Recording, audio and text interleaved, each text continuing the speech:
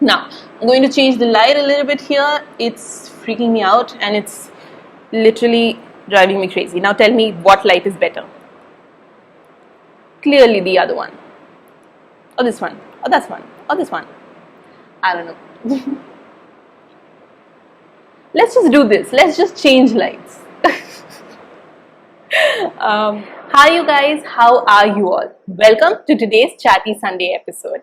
I know I have not been very regular on this channel, but today's episode is very special to me and I'm so glad that I get to sit here and talk to all of you. So if you're new here and you don't know what I'm talking about, I'm Ananya. I am a lawyer and I also do this. So basically every week I release 2 videos. One is actually a podcast episode. So I have a podcast, Upfront and Personal. Its video gets released here, and the other one, which is this particular segment, which is Chatty Sundays, where I sit here and talk about my musings, what I think about, what I feel like, etc. etc. So today I'm going to talk about controversial opinions. If you are coming from my Instagram and you have sent a question, you know that I asked for questions and topics from you guys about what I should talk about and what is one controversial thing that you would like me to talk about or you would want my opinion on. And you guys have come up with a lot of questions. Because I don't want this episode to be like a million minutes long, I've narrowed it down to 7 questions. I think a lot of them were also on the same topic, so I've clubbed a few questions together. So I have my phone with me and we are going to go through all those questions together. Let's go. Alright, so let me just unlock my phone and look through the questions. What are the questions? I screenshotted it. I swear to God, I screenshotted it. Okay. Yep. So the first question is, okay, big companies stealing designs from small artists. What do you think about it? All right.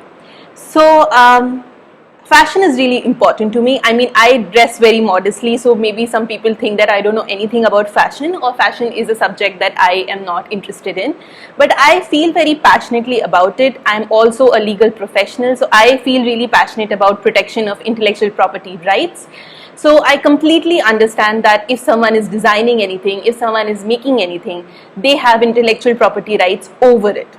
And sometimes, because such designers or such creative people would be smaller in scale, there are bigger companies and bigger corporations who take advantage of that.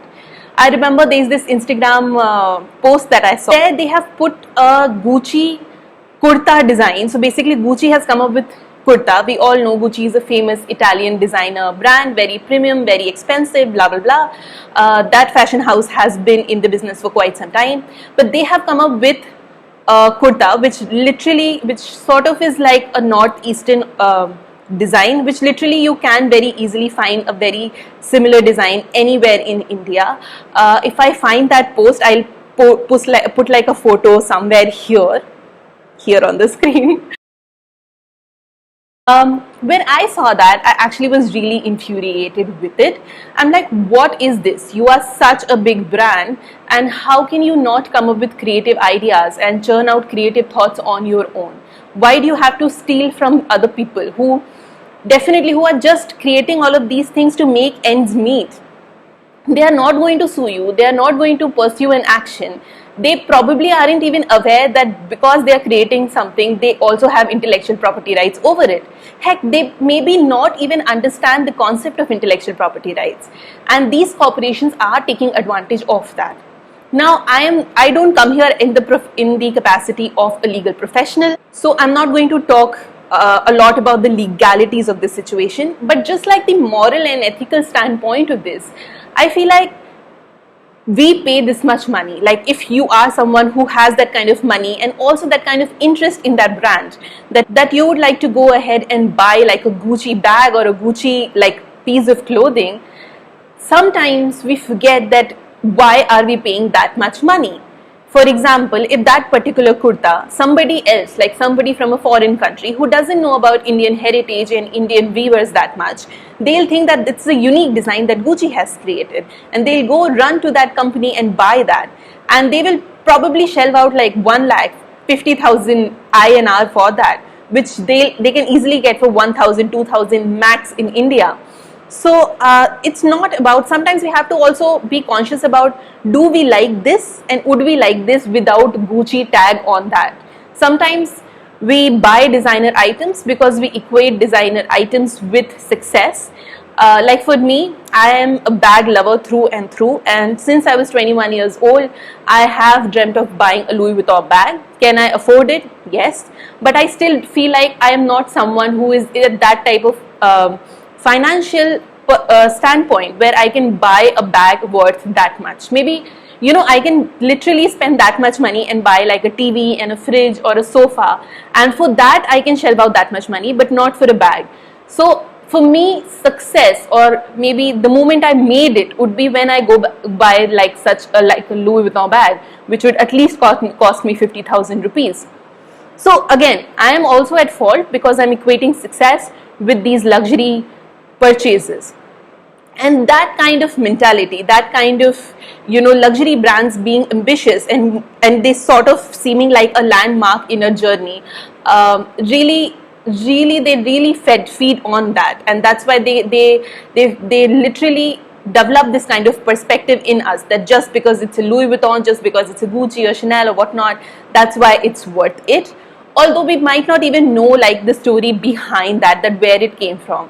So Diet Sabha, I think, is a platform that's doing really well on that, and they are really calling out people in case if they are not inclusive enough, in case they are projecting an image that's harmful and toxic, and of course if they are stealing from different brands. So yeah, of course it's really unethical. I am not a very fashion savvy person in general. Like, I don't buy really high-tech things, but I like to study fashion. I consider myself a student of fashion, and it really hurts me when I see all of that. Of course it's unethical. Alright, the other one is, there are two questions, I'm going to club that. Why is sports given importance only during the 15 days of Olympics and then forgotten for the next 4 years? And at the same time, further, why does everyone on news channels become expert of sports? So of course, we have this Hindi proverb कि खेलोगे कूदोगे तो बनोगे खराब and पढ़ोगे लिखोगे तो बनोगे नवाब, which is, and my grandfather used to say that to me, which is basically like, if you will play sports you'll get spoiled, but if you will study you'll become like a gentleman or like a really nice person. And the idea behind all of that is literally what's driving Indian society right now. Again, I'm not saying any parents who are supporting their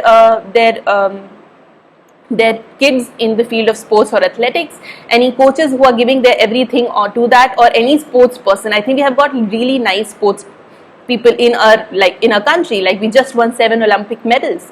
So I'm not taking anything from that. However, I think a lot of more awareness needs to be there. Parents are not really accustomed to the idea of the fact that their kids can actually go and pursue sports as a career, or sports is a viable career. I understand that every sportsman career has a shelf life, and I get that, and most parents really like us to play safe or be financially secure and whatnot, and sports is a highly competitive field. Only like people on the top get that kind of benefits, and there's a lot of struggle in that career. I get all of this, and I also understand that if you're putting children through like sports and athletics, sometimes it gets really expensive because equipment, training, and also a lot of dedication, because if a kid is going through rigorous training of sports, their parents and their family members also have to rigorously support them. I get all of that. Still, I think that mentality has to change. If we change the scenario, and that much money and that much effort and everything they have to spend in students' academics, in their child's academics, they will do it without question. They will send that kid to the most expensive college that there is. They will really support his or her dreams in academics if they feel like their kid is an academic prodigy. But they'll not do the same in case, even if they spot like a sports talent in their kids. And I'm talking about most of the families, because that's the kind of perspective that we have. Now, why do parents have that kind of perspective in India? It's not only their fault, it's not entirely their fault, because we think and we feel all of those things because society tells us that that's the norm. System needs to be very, very vigilant of the fact that for sports to grow, for us to have Olympic medals, you gotta invest. Olympic medals are a return to on investment. That investment needs to come from the country, needs to come from the system. Like, you need to allot more money to sports budget. You need to have better like sports training facilities. You need to make sure that society is ready for people to choose sports as their permanent career. So the thing is, my perspective towards all of this is that parents, family, society, system all need to come together. And of course, what your question is, it's completely legit. Not only 15 days of Olympics. If you want those like 100 medals that people are winning from like China, Japan or USA, we need to also come to that level. Now, I understand when you compare the economy, Indian economy is not that as flourishing as these three countries' economies are. India is a comparatively poor country. India is in fact a developing country. It's not a developed nation. However, we still can do so much better. There's just so much talent in India, and I think, just thinking that maybe we don't have enough talent is absolutely rubbish. We need to do more. And of course, anyone who has seen Neeraj Chopra's goosebump inducing like thrilling match, you know what I'm talking about. We have so much talent in our country, we just need to support it. Okay, next question. Yeah. Some honest opinion about people you met in school, bad, good or both. Alright. So, again, any institution that you go into, whether it's your school, your college, your workplace, some people you're going to like, some people you're not going to like. And that's okay, that's normal. What I really had a problem with, like, there are a lot of people in my school that, sometimes I fought with them, sometimes I had difference of opinion and whatnot, but I never had like a major problem with anyone in my school. I still am on good terms with a lot of people from my school. However, there are friendships that I had developed in my school time that I have grown out of, or maybe we have collectively grown out of. Some people got married, we were really close, but then they got married, and because I am not married, we have like a little bit shift in perspective and where we are in our respective lives. And also, some people that I never saw eye to eye and I never were friends with in the school, now we are on great terms because we reconnected, and now as children or as teenager maybe we didn't see eye to eye, but as adults we are quite similar because of the experiences that we had afterwards. Sometimes I feel like, and this is maybe, very pretentious of me saying, that people who left their hometown after school, I gel with them more right now instead of people who never left their hometown. And it's preposterous, and I'm not shaming them or anything, like you are not winning a lottery by being my friend or anything, but I think we have a lot of shared experience, and we think in a very similar way when if you have left your hometown, because I live in a very small town, I went to school in a very small town, so that kind of shift of mentality definitely happens, and now I relate more to those people. And of course, I relate more to those people who are not married. Again, not shaming my married friends. It's just that we are in different stages of life. Maybe later on when I get married, we will reconnect in some way. Now, coming back to the kind of school I went to, or the teachers or the atmosphere, I was fine with my school. I went to like an English medium convent school, which was the best school in my town. Again, very small town, so there were a lot of things that I wasn't exposed to, like when I went to college and when I heard about school experiences of people who went to schools in Delhi and Mumbai and Kolkata. I was blown away. If you're not from India, these are one of the biggest cities that we have in India, like the metro cities. So I definitely felt that kind of change, and I felt like my school life is very different. Teachers, I would say there was just a lot of improvement that we could have had on teachers' level. Because there were a lot of good teachers. I'm not saying everyone was bad or everyone was horrible. I was good in academics, so I got a lot of love and attention from my teachers. But other than that, I felt like they had a very partial view and they were quite judgmental on so many parts. Like, I remember we never had sex ed, but we had like a class on periods. In 12th standard, we were 17, so we were having period for like 5 years. And then we had this class where people are like, do you know what periods is? And we're like, yes, we deal with it every month. Why are you telling us now? For that class, every boy, like it was just for girls, and every boy was just thrown out of classes.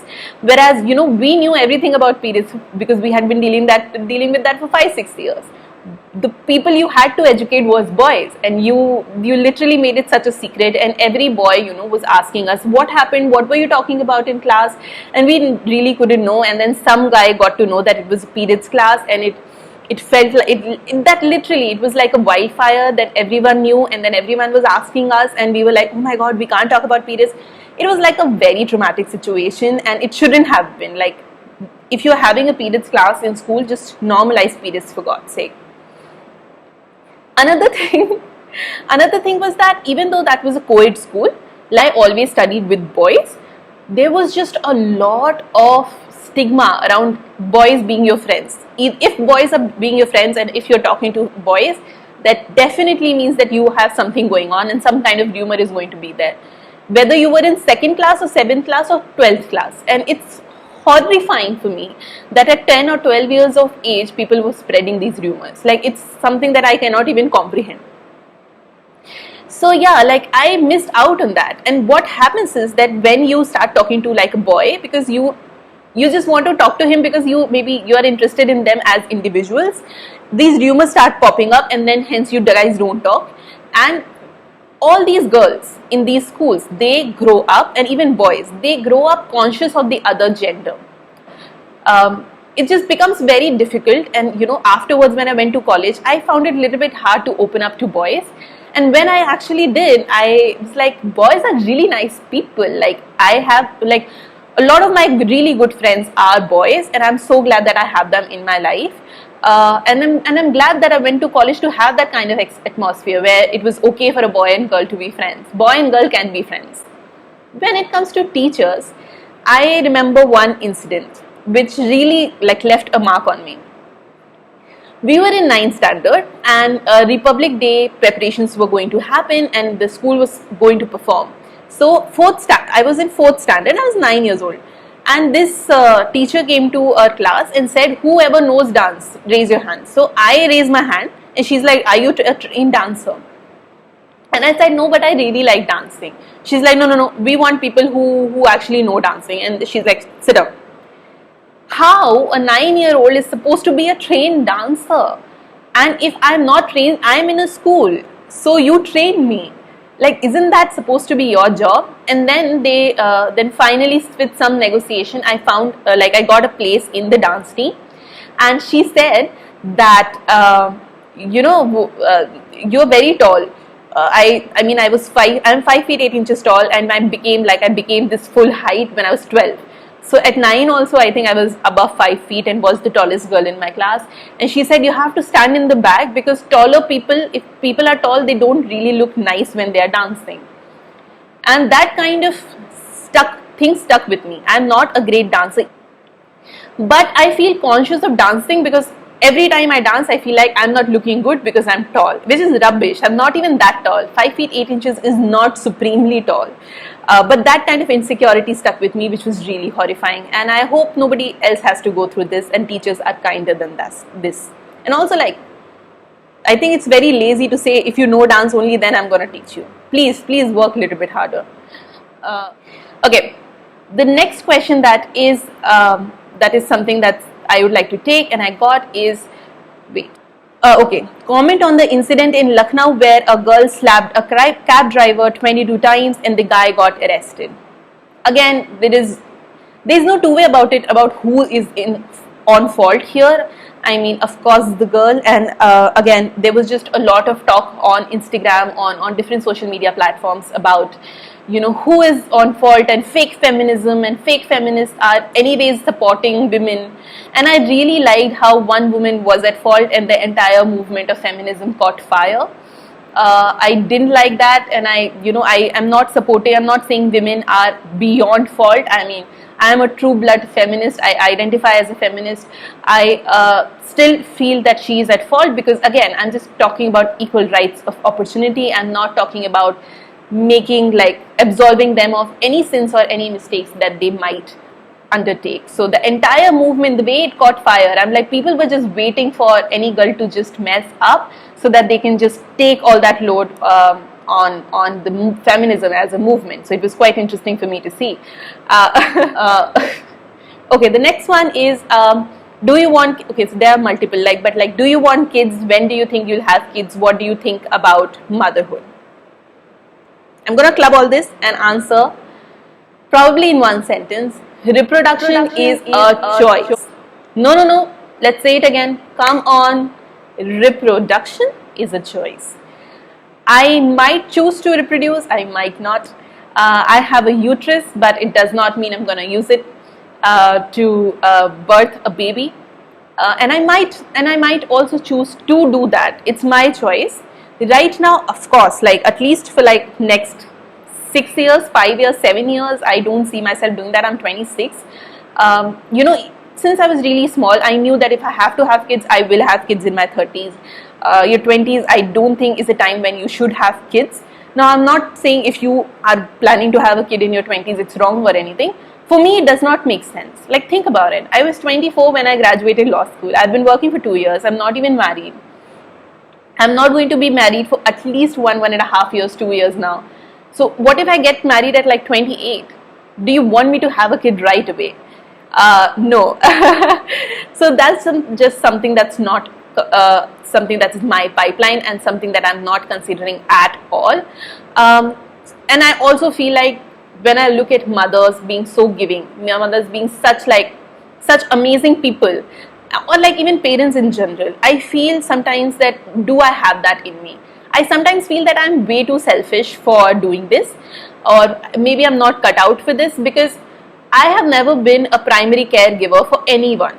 I am an only child. I am actually the baby. Right now I feel like I am a child. So how am I supposed to take care of a full grown child? So yeah, sometimes these things do crop up in my mind, and I'm not even sure. But maybe 6 years, 7 years down the lane, maybe in my early 30s, I will start thinking about this. People, you don't really say you shouldn't. When I tell people you shouldn't, your biological clock would be ticking. Early 30s is too less. Right now you are in your like best like fertile period or whatnot. And I'm like, excuse me, I have not lived at all. I'm stuck in my house. Like, since I started making money and since I got the agency of my life, I'm stuck in this house because of the pandemic. I mean, this is my house, lovely house, but like I'm not traveling, I'm not doing anything with my life. And after the pandemic, maybe next year or something, when I do get my agency back, when I do get married, I would like to live that life, please, thank you very much. And of course, kids does not mean end of life, but let's face it, it's a huge responsibility. And I do not want to do this when I am not ready, when I'm ill prepared, and when I am doing this just because, just because it has happened. Because I will resent that and I will regret that choice for the rest of my life, and I know that, and I don't want to take that kind of resentment on my child. Whenever I want to have it, I want to have it when I'm in a healthy phase, when it comes to my financial and emotional stability, and when I really want it and I'm really prepared for it, so that I can love my child and enjoy motherhood the way it's supposed to be enjoyed. I don't want motherhood to be a burden on me, and again, motherhood is a choice. Next one. Okay, it's the last one. Do you think money makes people happy? Yes. I think it's a really controversial topic, and people often say money doesn't, you can't buy happiness with money. Yes, absolute happiness you can't buy, because let's face it, absolute happiness is a myth. You're never going to be absolutely happy about anything. That's just not possible at all. But there are a lot of things that money can buy. Money bought me my education, because of which I have the means through which I make money right now. I'm making this video, I have a ring light, I'm shooting on my laptop, I don't have a camera. But if I ever have to have camera, if I ever have to upgrade my equipment, money will be involved. And hence, that money would really help me in pursuing my passion, and it will make me happy because I'll be able to make videos. And if you like my videos, it will make you happy as well. So it will, so many people's happiness will be attached to that purchase. This t-shirt makes me really happy. It says, you can't see it, but it says, Alexa, skip to Friday. Makes me very happy. Fridays are always nice. Yeah, money brings happiness in so many shapes, forms. Of course, greed is not okay. Gluttony is not okay. Being blindsided by money and not caring about anything else in your life is not okay. Money does bring you happiness, but there are so many things in addition to that should bring you happiness. If money is the only thing that's bringing you happiness in your life, well, then that's a preposition that you need to reconsider, because I don't think there is any one thing in my life that I derive all my happiness from. And it's also dangerous, because what if something happens to that thing? How will you be happy afterwards? A lot of things in addition to money makes me happy, which is my family, my health, this YouTube channel, my career, my books, the TV shows I watch, the fact that I'm learning Spanish, the fact that I'm losing weight, not because, again, no, I'm not trying to make a comment on body positivity. I'm just saying that is something I wanted to do for my health. My phone, I got a new phone, and that involved money, and it's really making me goddamn happy. So definitely money can buy you happiness, but yes, not absolute happiness, because nothing can. Do we have any other questions? Let me see. Okay. All right. The last question, I said it was the last question, but let me just take this one as well and just briefly touch upon it. It says, why did I start reading? I read a lot. If you don't know, for the uninitiated, I read about 2 to 3 books per week. And I have a 70 to 80 hours week, but still I do that because I cannot go to bed without reading. I cannot start my day without reading. And I started reading as a 10-year-old when my grandma actually used to read a lot. She primarily used to read Hindi. And literally, she obviously was retired, she was old, but I could see, that just because she is educated, she is literate, and she has a passion for reading, she could spend all her days with books, and it's giving a purpose to her life. And that kind of connection or relationship that she had with books and literature was something that really inspired me. That's why I think I also developed like a bug for reading. And she had a lot of books. She had sort of like a library, and I used to take out books from there. At that time, obviously I was a minor, so she would nitpick books for me, and she would give that to me, that okay, maybe this is good for you to read and this is not, so you read this. And she was very strict about it. And then when I became like 18 years old, 19 years old, by that time I started picking out books for my own self. I have 3 podcasts if you want to listen to it on Spotify. The link is down below. You can check out. I have done podcasts about why I read, how can you develop the habit of reading, and how to speed read. So maybe if that is something helpful for you, you can go check that out. But I am also actually going to do a full-blown podcast on why I read and why I develop this habit of reading, which will be an extended version of this answer. So I hope you guys really had a good time listening to me giving my controversial opinions on things. I really had a great time talking to all of you. After so long, I've been filming after 1 week, and it's just taking a burden off my heart, because my heart is really the happiest when I'm talking to all of you. So yeah, go ahead and like, share and subscribe to my channel. It's a very small channel, and only you can help it grow. I'm gonna go now, and I hope you all have a very, very great upcoming week. Like, share and subscribe. Bye!